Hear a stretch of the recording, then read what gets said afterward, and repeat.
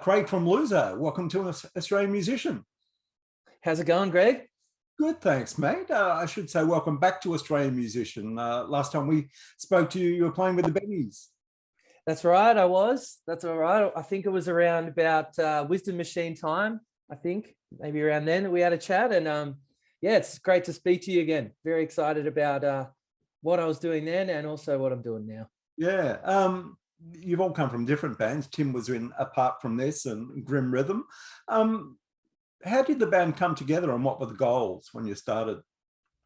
Well, the band came together pretty casually at the start. So we've known Tim for a long time. Obviously, Benny's used to tour a lot with Apart From This. And Chris Cowburn from the Smith Street Band, who is actually no longer in Loser. He and all of us had known each other for a long time. And then one day, Tim sent out of the blue, just sent us this song called Phase Me, which ended up on the first Loser EP. And I was just called him straight back. I'm like, dude, this is a great song. Because we used to send each other a lot of songs. We always been friends and working on music together. Just, you know, if there was a new Benny's idea or whatever, we'd flick it to each other and have a chat as friends do.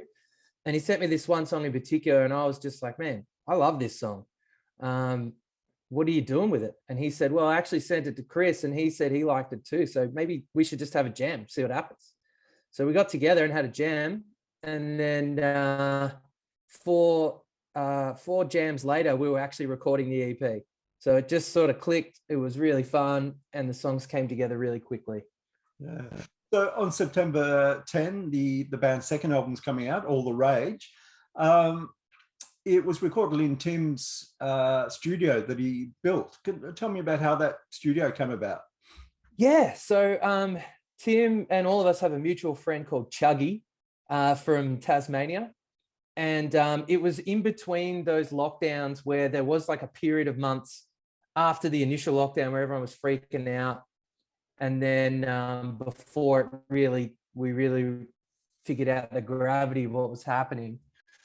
There was this space in there, and Tim's parents had recently bought a house in Sunbury, and there was a shed out the back that was doing nothing. And so Tim and his brother Will enlisted our good friend Chuggy to come and put a studio into it. And luckily enough, we got it all together. And so it's like basically from the outside, it looks like a haystack, and then you step in, and it's this awesome enclosed studio inside.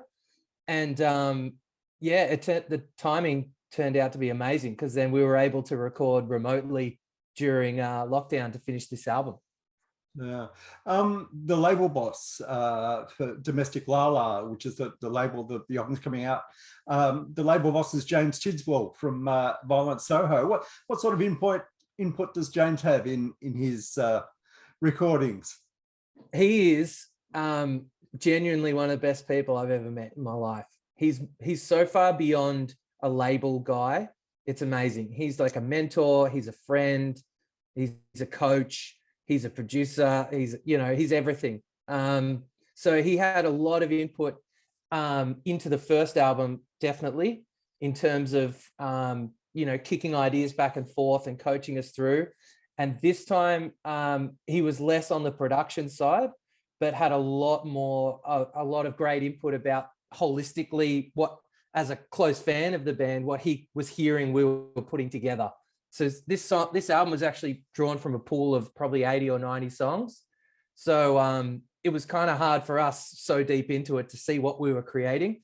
And he was a really good sounding board to sort of say, I feel like this group of songs might fit together.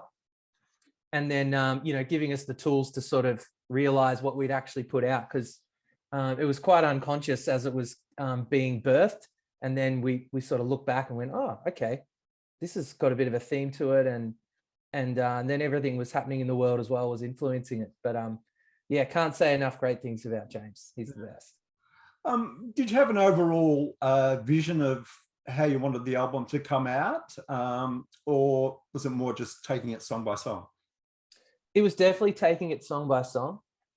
There was a definite feeling that we wanted to care less about the sound of it and more the feeling of how we felt about each song.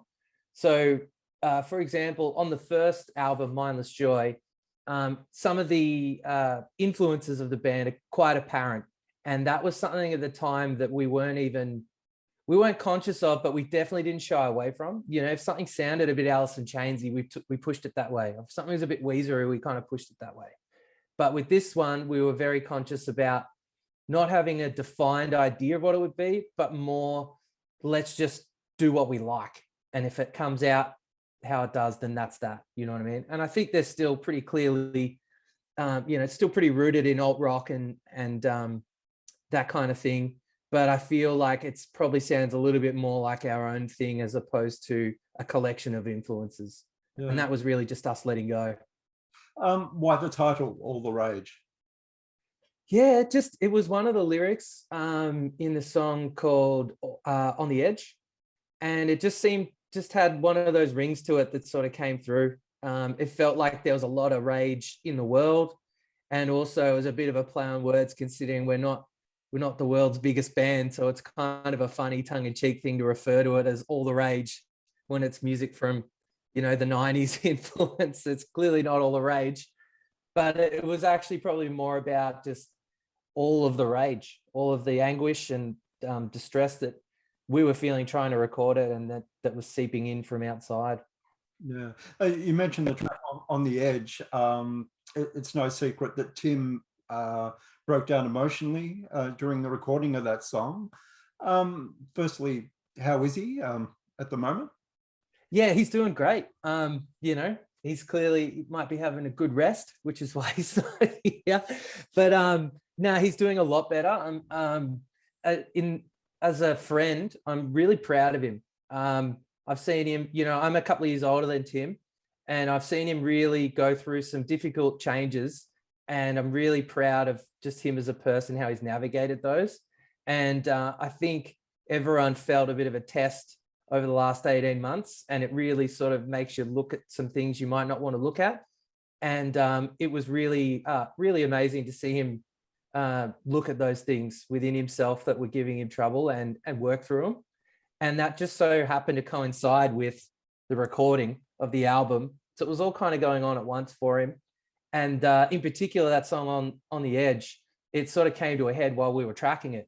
It was the first time Tim and I have produced anything officially or for a whole album. I mean, we've always been in the room when things are happening, but we've always relied on other people. We never had the confidence or even the resources without having a studio to sort of back ourselves.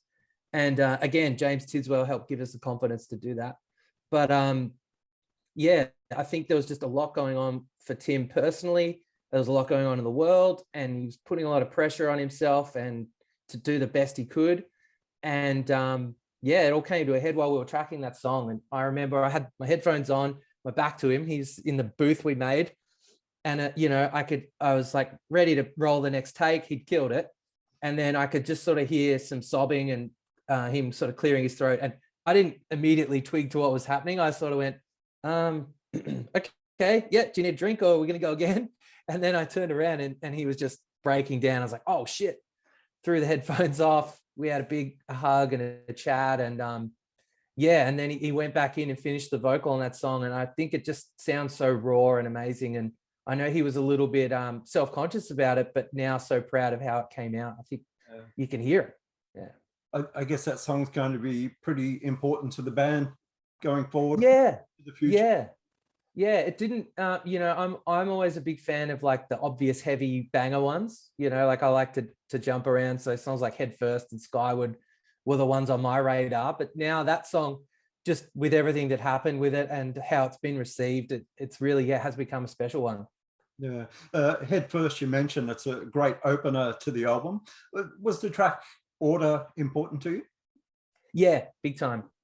There was many changes along the way. As I said, with so many to choose from as well, we didn't end up recording all of them, but there was a couple that got changed last minute, switched out for other ones and moved around until it felt like what it should.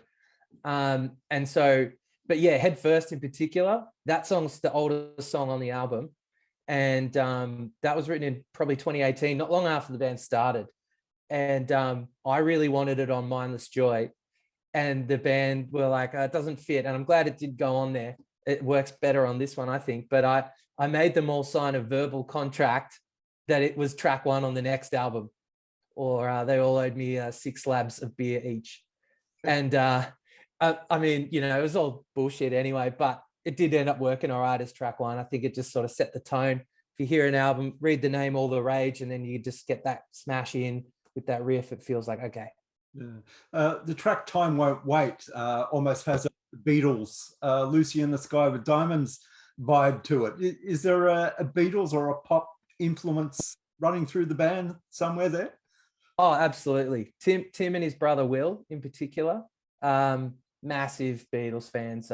We actually have a side band called Blueser, which is a blues rock cover band. And we play a lot of Beatles in that too. So it's definitely running through. And yeah, I'm glad you pointed out that song, because for me personally, especially the instrumentation and stuff, it's quite different to anything we've done before. But it just felt at home on this album. And the tone of it, yeah, just the melody is so sweet. And then we were able to lush it up with some pretty cruisy, you know, acoustics, and then it still has rocky moments, but it just reminds me of driving along with your window down, that song.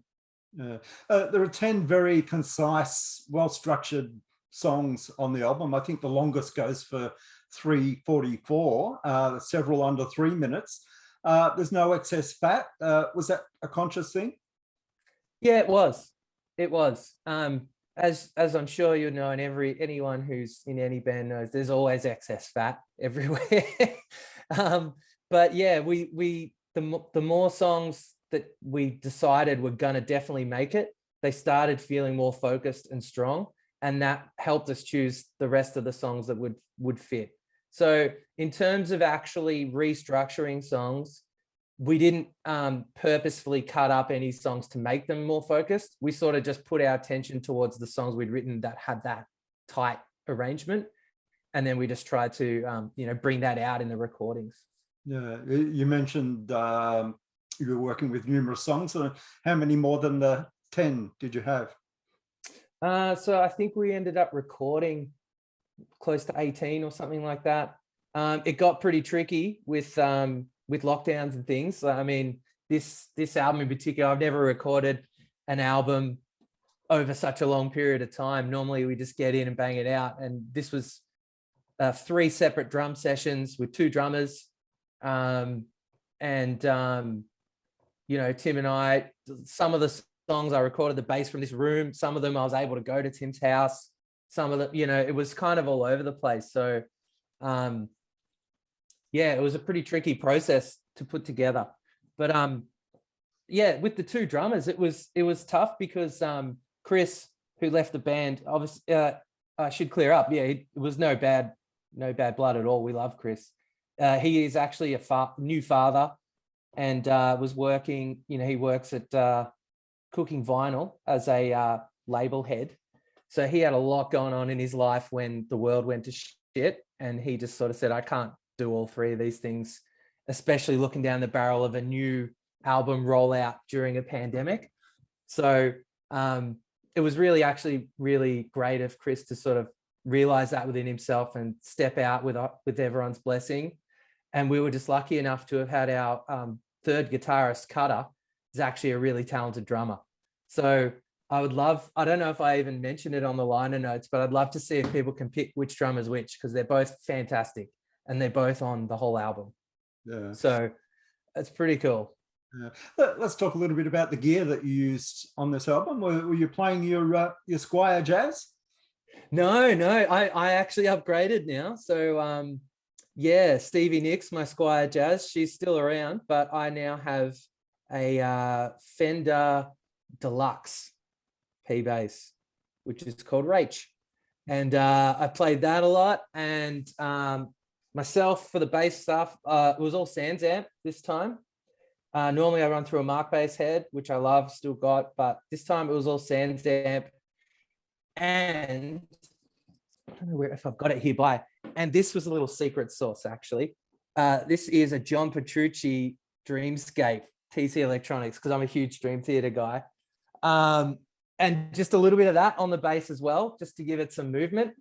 So that was really fun to experiment with things like that. And yeah, so that was the bass stuff. All the guitars on the album are Helix, which is the first time we've not used an amp, but we'd been demoing with, with the Helix for ages. And that's something Tim uses in the studio to produce a lot with. And we were a little bit nervous at the start. When we first had the drum beds, we thought, all right, let's try it with Helix. And if it sounds weird, we'll crank up Tim's amps that he's got in the studio. But it just felt so free and creative to be like, I'd love to put a Vox on this with this part and pan that there, and then we could go with a Messer or something. And just being able to do that with a click of a button and make it happen was pretty exciting to Tim and I. And then when we sent the first few songs off to Anton Hagop to mix, who did such a good job, we're so grateful he was working on the album. It passed his ear test. So we thought, okay, if he thinks it sounds okay with Helix, we're going to go with it because we like it. And then, yeah, so all the guitar tones were Helixes. Tim's using a Reverend Jetstream on a lot of it. He's got two of them. One's got a 3 P90s in it, and the other's got two of the Reverend style humbuckers. We had a telly in there. Will, Tim's brother, had a telly. He's a lefty. He plays SG, Gibson SG from the 90s, and a telly. And yeah, Cutter was in there with a Les Paul Jr. when he was playing guitar parts. And then when he moved over to drums, both the drummers used Chris's Ludwig 70s kit, which is just magic. That thing just plays itself, really. Yeah. So how's all that going to transfer live? Is that going to be a bit tricky? Or? No, well, luckily enough, we've played 2 gigs with the new setup, and it actually felt great. It felt like a bit more focused, and we could work with the dynamics a bit more. I think our initial vision for the band was wall of sound guitars, and very much on the first EP, it's about loud, quiet, and emphasizing that. But as the band's evolved with some more shades of gray, it's actually worked better to just have the 2 guitars and give it a bit more space, and we can work more as a 4-piece. So it's actually pretty exciting. I can't wait till we can actually play some more gigs as a 4-piece, but the ones that we did play felt great. Yeah. So if COVID disappeared tomorrow, what would be the plan for Loser? Well, considering the album's almost out, it would be book a launch show and be able to play it. And do you know what? As much as COVID has affected everything, probably the first thing we do is just go see each other and give each other a hug. But because we just love writing and recording so much, I think not much would change. We just add in playing more gigs. But we're lucky in a way to have the studio, so we're able to keep half of what we do ticking along as best we can. And we just want to just see people and play and perform and just get that feeling of standing in front of a half stack and it blowing some wind past your legs, Yeah, so All the Rage is out September 10. Craig, it's been great to chat. It's a great album, so all the best with it. Thank you so much. Thanks, Greg.